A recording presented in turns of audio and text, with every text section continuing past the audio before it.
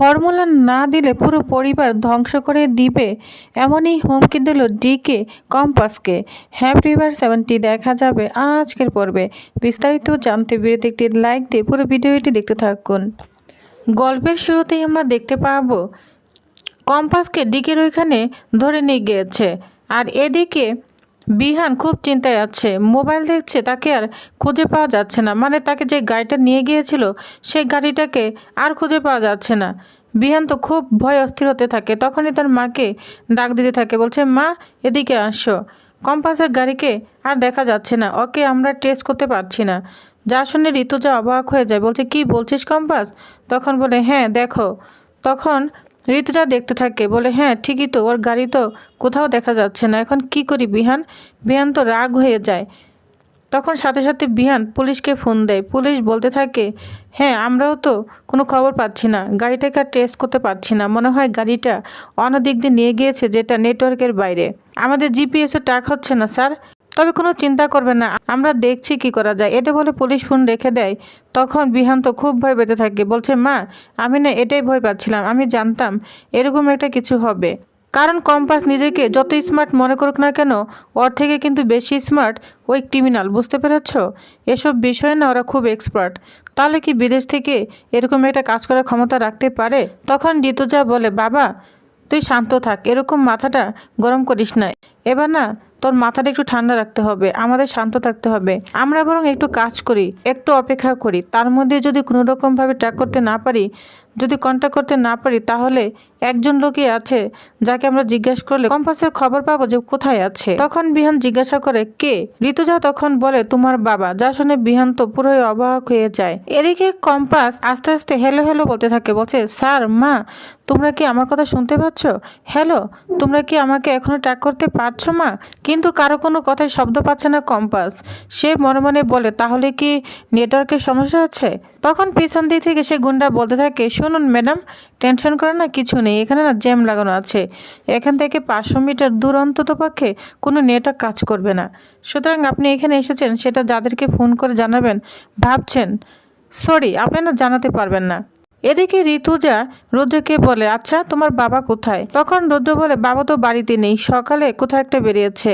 ঋতুজা বলে নেই মানে? রুদ্র বলে যায়নি মা, মনে হয় কোনো মিটিং এ আছে। তখন ঋতুজা বলে কিসের মিটিং? কলেজে কোনো মিটিং আছে? তখন বিহান বলে কলেজে কোনো মিটিং থাকার কথা নয়, তাহলে তো অবশ্যই আমার জানার কথা ছিল।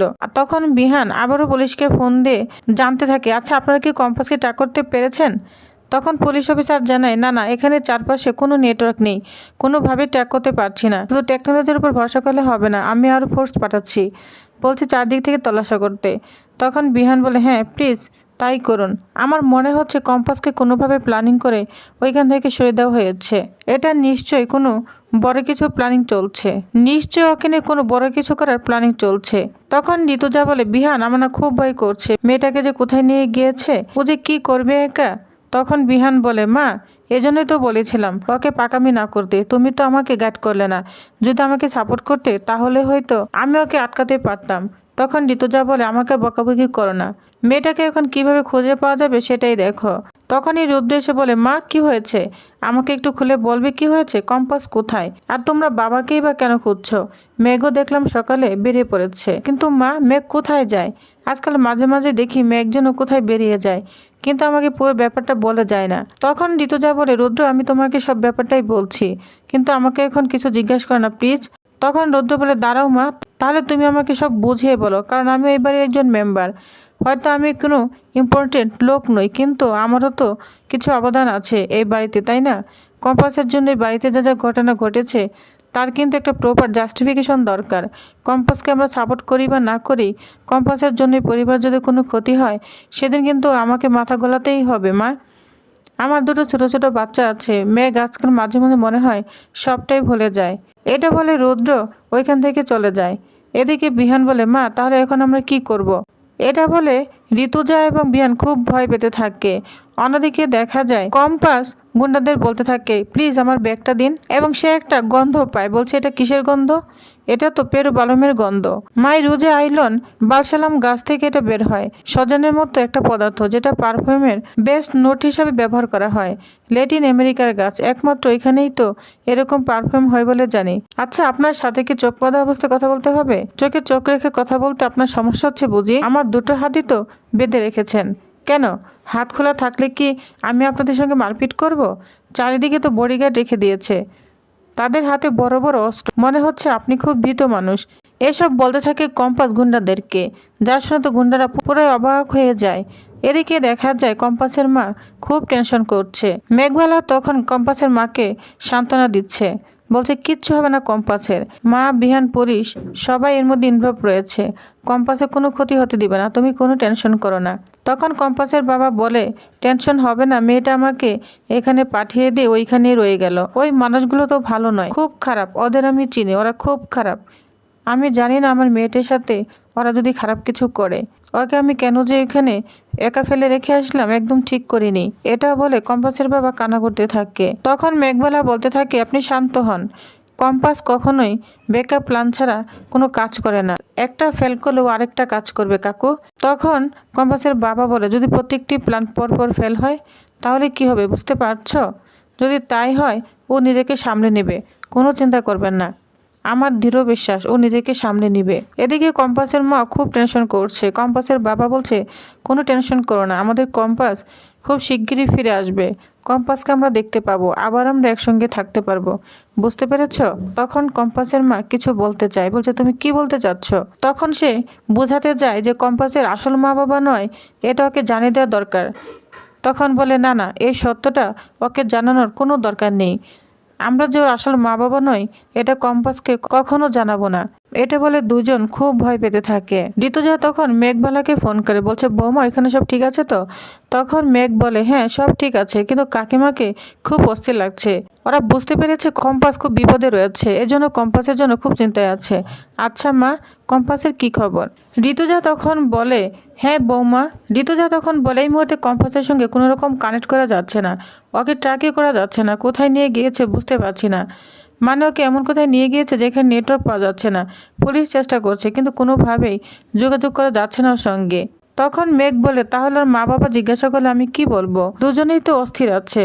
তখন বলে, বৌমা ওদের কিচ্ছু বলার দরকার নেই, এখন কিচ্ছু বলবে না, ঠিক আছে? একটা ব্যবস্থা নিশ্চয়ই হয়ে যাবে। মেঘ তখন বলে, আমারও তাই মনে হচ্ছে মা, কারণ কম্পাস তো সবসময় ব্যাকআপ প্ল্যান ছাড়া এগোয় না, ওর কাছে প্রচুর আইডিয়া থাকে, ও নিশ্চয়ই কিছু না কিছু একটা বুদ্ধি ঠিক বার করে নিবে।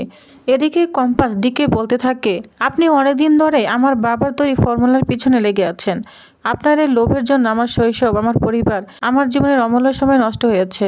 অভিজ্ঞান দত্ত আর অখিলেশ চৌধুরীর ইশারায় আপনারা আমার বাবার কাছ থেকে সেই ফর্মুলা নেওয়ার জন্য আমার পরিবারের উপর কিনা করেছেন।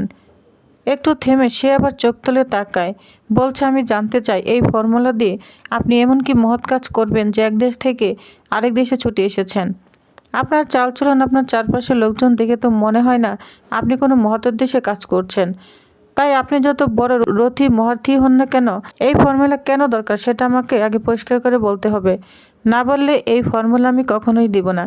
আপনি চাইলে আমাকে মেরে ফেলতেই পারেন। তখন ডিকে হেসে ওঠে, বলছে, আই লাইক ইট, তোমার কথা না অনেক শুনেছি। তখন কম্পাস বলে, কার কাছ থেকে শুনেছেন? তখন ডিকে বলে, অভিজ্ঞান দত্ত আর অখিলেশ চৌধুরীর কাছ থেকে শুনেছি, ওনারা তো এখনও তোমার আসল রূপ কিছুই দেখেনি, আর আমিও এখনও কিছুই দেখিনি। এদিকে বিহান এবং ঋতুজা সারা রাত ধরেই দরজা বন্ধ করে কিছু একটা ট্র্যাক করার চেষ্টা করছে। বিহান ইতিমধ্যে পুলিশের সঙ্গে যোগাযোগ করেছে, কিন্তু কোনো তথ্য এখনও খুঁজে পায়নি। অন্যদিকে অখিলেশ চৌধুরী অভিজ্ঞান দত্ত এবং মুক্তির সঙ্গে কথা বলছে। অখিলেশ চৌধুরী অভিজ্ঞান দত্তকে বলছে, কম্পাস ইচ্ছা করে ওর বাবাকে ওইখান থেকে সরিয়ে এনেছে ডিকের সঙ্গে কথা বলে চেষ্টা করার জন্য। এটাও একটা প্ল্যান, ডিকেকে ধরার জন্য ওর একটা ফাঁদ, বুঝতে পেরেছেন? ডিকের ম্যানেজারের সঙ্গে কথা বলুন, সব ডিটেলস খুলে বলুন, আর এটাও বলুন কম্পাসকে যেন সহজে বিশ্বাস না করে। অভিজ্ঞান বাবু তখন চিন্তিত মুখে বলে, তুমি কি মনে করো ডিকে ঘাসে মুখ দিয়ে চলে? এত বড় নেটওয়ার্ক এমনি এমনি তৈরি হয়নি, ওকে ওর মতো চলতে দাও। কিন্তু অখিলেশ চৌধুরী চেঁচিয়ে উঠে বলে, আপনি বুঝতে পারছেন না আমি কেন টেনশন করছি। আমার মনে হচ্ছে কম্পাসের উপস্থিতি মানেই ওইখানে বড় বিপদ। ইচ্ছা করলে এখান থেকে পালিয়ে যেতে পারতো, তাই না? কিন্তু যায়নি, স্বেচ্ছায় ওইখানে থেকে গিয়েছে। মানে আমাদের কপালে অনেক দুঃখ লেখা আছে। কম্পাসের কারণে যদি ডিকে পুলিশের হাতে ধরা পড়ে যায়, আপনি জানেন তার মানে কি? আমরা কিন্তু কেউ বাঁচবো না, আপনি আমি কেউ না। ডিকে এতদিন এই দেশে কি বেআইনি কাজ করেছে পুলিশ জানলে কাউকে ছাড়বে না। আমাদের মান সম্মান পরিবার সব ধ্বংস হয়ে যাবে। যা শুনে সবাই তো অবাক হয়ে যায়। এদিকে কম্পাস ডিকে বলছে, ইউ আর ট্র্যাপ, আপনি কম্পাসের ফাঁদে না পা দিয়ে ফেলেছেন। এদিকে ডিকের গুন্ডা কম্পাসের উপর চিৎকার করে ওঠে, তখন ডিকে থামিয়ে দেয়। কিন্তু গুন্ডাটি বলতে থাকে, দেখেছেন ওর কত বড় সাহস আপনার সঙ্গে এমন করে কথা বলছে। তখন কম্পাস বলে, এখান থেকে বেরোতে হলে না আমার সাহায্য লাগবে, আর সেই সাহায্য না তুমি পাবে না। আজ পুলিশ তোমাকে না অ্যারেস্ট করবেই। ডিকে তখন বলে, আমার ওই ফর্মুলা চাই। কেন চাই সেটা পরে বলবো। তুমি যদি ফর্মুলা দাও আর আমার রিচার্জ টিমের সঙ্গে কাজ করো, আমি তোমাকে ছেড়ে দিব। তা না হলে তুমি বা তোমার পরিবারে কেউ বাঁচবে না। তোমার মা বাবা বা তোমার শ্বশুরবাড়ি কেউ বাঁচবে না। আমার নেটওয়ার্ক না সারা পৃথিবীতে, আমি চাইলে তোমাকে এক্ষুনি মেরে ফেলতে পারি। যা শুনে কম্পাস পরে অবাক হয়ে তাকে থাকে ডিকের দিকে। এদিকে অভিগম দত্ত মুক্তিকে বলে, অখিলেশ না পরিবার করে একদম দুর্বল হয়ে গিয়েছে। যে পরিবার সাকসেসের পথে বাধা হয় সেই পরিবারকে ঢাল বানানো যায় না। এবার না তোমার গোপনের তুরুপদাসটা না তোমাকে ফেলতে হবে। অস্ত্র সৈন্য ক্ষমতা সব প্রকাশ করো, দেখবে কিভাবে পুরো খেলাটা উল্টে যায়। তোমাকে ওই বাড়িতে পৌঁছাতে হবে, ওইখানে রাজত্ব করতে হবে, কেউ যেন বুঝতে না পারে তুমি কত বড় গেমস খেলছো। তখন মুক্তি বলে, অভিজ্ঞান দত্ত আমি কিন্তু অখিলেশকে ভালোবাসি। তখন বলে, হ্যাঁ ওই ভালোবাসাকেই তো কাজে লাগাতে হবে। অনেক সময় নিজের প্রাণ বাঁচাতে ভালোবাসাকে বাজি রাখতে হয়, এটাই সুযোগ, বুঝতে পেরেছ? তখন মুক্তি অবাক হয়ে যায়। তো ভিউয়ার্স, তাহলে নেক্সট আকর্ষণীয় পড়বে আর কি থাকছে তো জানতে অবশ্যই আমার সাথেই থাকুন। ধন্যবাদ।